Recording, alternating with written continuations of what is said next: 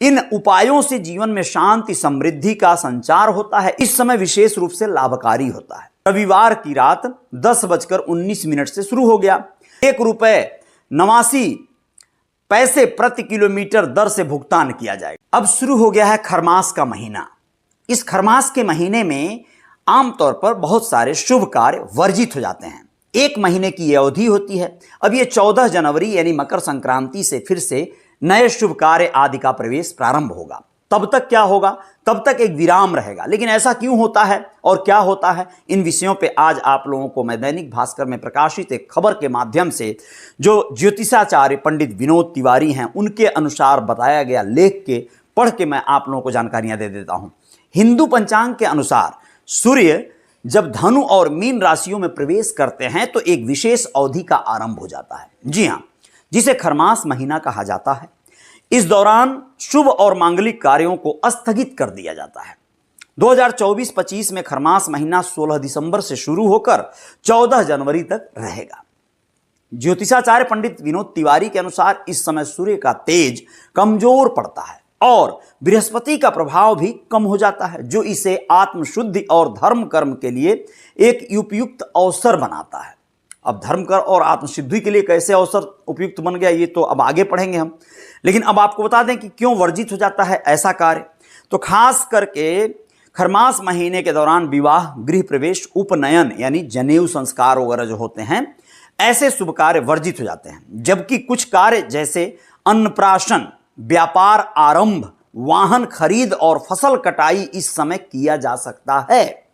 पंडित विनोद तिवारी ने बताया कि इस अवधि में नवग्रहों की ऊर्जा का संतुलन बिगड़ जाता है, जिसके कारण शुभ कार्य स्थगित किए जाते हैं, जो शुभ कार्य हैं। अब आप लोग जानिए कि इस समय का सही उपयोग करने के लिए सूर्य की पूजा कैसे, इसका क्या महत्व है। आदित्य हृदय स्तोत्र और विष्णु सहस्त्र नाम का पाठ किया जा सकता है इस समय कोई कार्य करना हो तो। इन उपायों से जीवन में शांति समृद्धि का संचार होता है। इसके अलावा गरीबों को दान देना और ब्राह्मणों को भोजन कराना पुण्य का काम माना जाता है। ये बहुत जरूरी चीजें हैं, इसको आप लोग ध्यान रखेंगे, जो इस समय विशेष रूप से लाभकारी होता है। खरमास की शुरुआत और शादी समारोहों पर रोक क्यों लग जाती है? तो खरमास का आरंभ 15 दिसंबर रविवार की रात 10:19 से शुरू हो गया। सूर्य के धनु राशि में प्रवेश से होगा, इस तरह का हो जाता है। इसके साथ ही 14 जनवरी तक शादी समारोहों पर पूरी तरह से रोक लग जाती है। लेकिन 15 जनवरी के बाद एक बार फिर घरों में शहनाइयों की आवाजें गूंजने लगती हैं।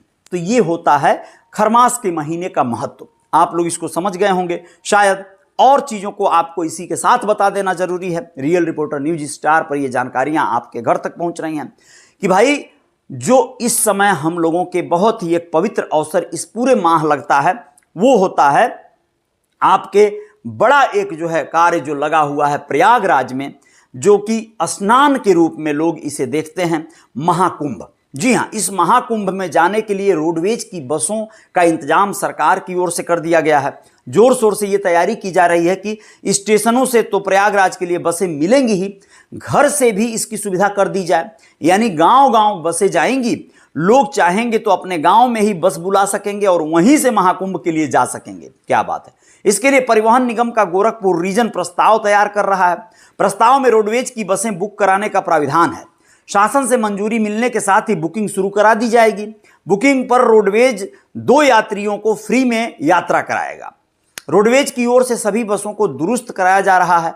नई बसें भी मंगाई जा रही हैं। कारखानों में बसों की सफाई और मरम्मत का काम चल रहा है। इस बीच बुकिंग की योजना भी बनाई गई है।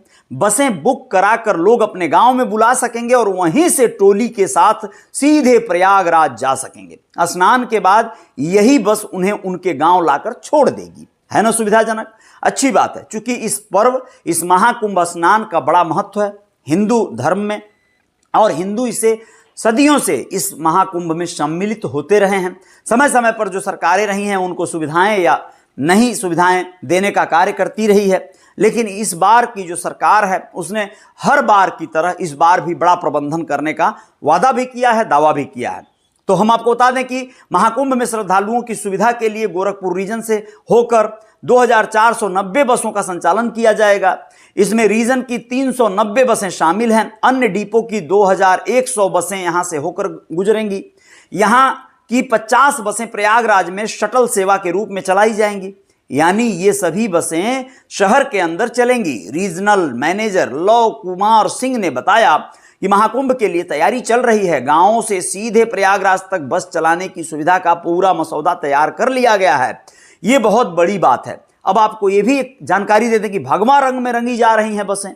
इस समय धर्म को और जो भी चीजों को लेकर जिस तरह से प्रचार प्रसार चल रहा है, उसमें एक और ऐड ऑन किया गया है। क्या कि महाकुंभ को देखते हुए बसों को भगवा रंग में रंगा जा रहा है। जो पुरानी बसें हैं उनको भी रंगने का काम चल रहा है।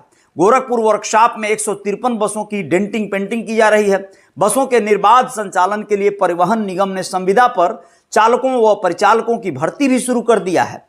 बसों के ड्राइवर व कंडक्टर श्रद्धालुओं के साथ विनम्र व्यवहार करेंगे। इसको लेकर शासन ने दिशा निर्देश भी जारी कर दिया है। उन्हें वर्दी पहननी होगी और नेम प्लेट भी लगानी होगी। किसी प्रकार का नशा पूरी तरह से प्रतिबंधित है। 10 जनवरी से 28 फरवरी तक अवकाश पर रोक रहेगी। इस बीच कोई अवकाश नहीं ले सकेगा। अब आपको यह बता दें कि ड्राइवरों की भर्ती के लिए 17 दिसंबर को राप्ती नगर डिपो में शिविर लगाया जा रहा है।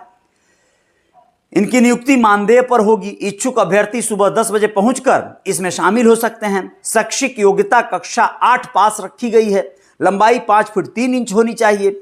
₹1.89 प्रति किलोमीटर दर से भुगतान किया जाएगा, यानी ₹1.90 में 1 पैसा कम के हिसाब से पर किलोमीटर के हिसाब जितना आप चलेंगे उतना आपको मानदेय मिल जाएगा। जय जयकार जारी रहेगी।